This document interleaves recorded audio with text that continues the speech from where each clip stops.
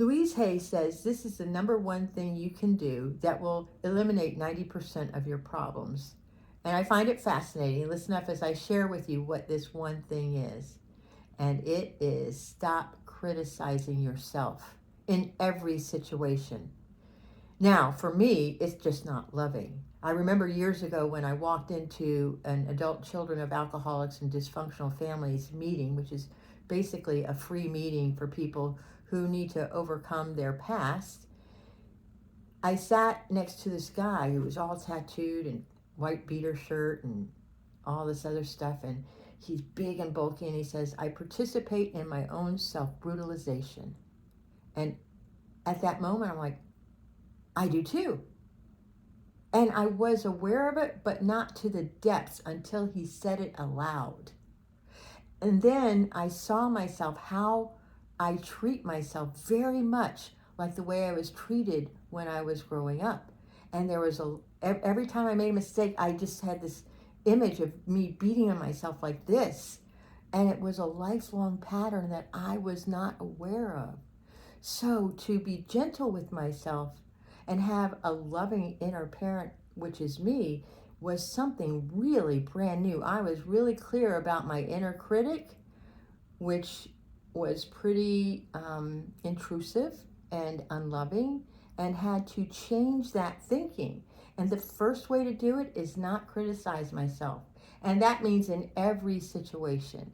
So whether I forget my keys, or I make a wrong turn, or I whatever it is. I mean, I even made $1 million mistake one time. Oh my God, yes. Yeah, with a client.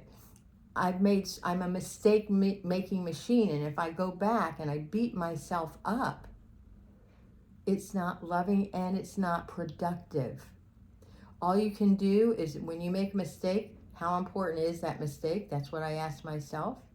And then, is it loving to me to beat myself up? No. Well, something good is going to come out of it, I promise.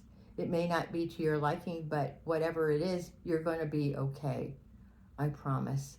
And today I am reading from One Day at a Time, and it is, as I uncover and face my own shortcomings, doesn't mean you're a bad person, my many good qualities will be revealed to me too, reminding me that they have the same reality as my faults.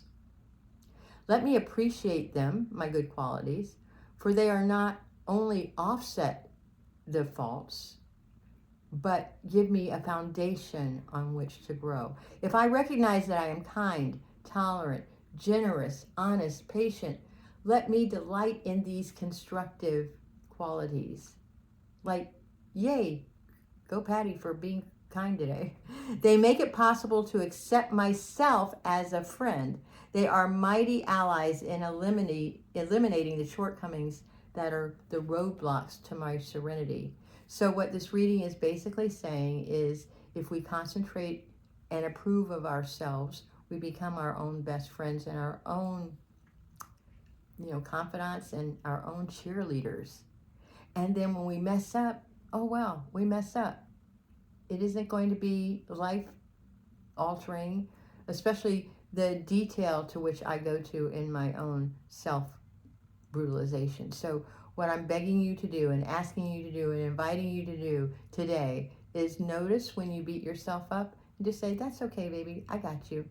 If you like this kind of content, please subscribe and look at my other videos that I have up here that will help you in your recovery of the beautiful self that you are, and show up in the world with kindness and love.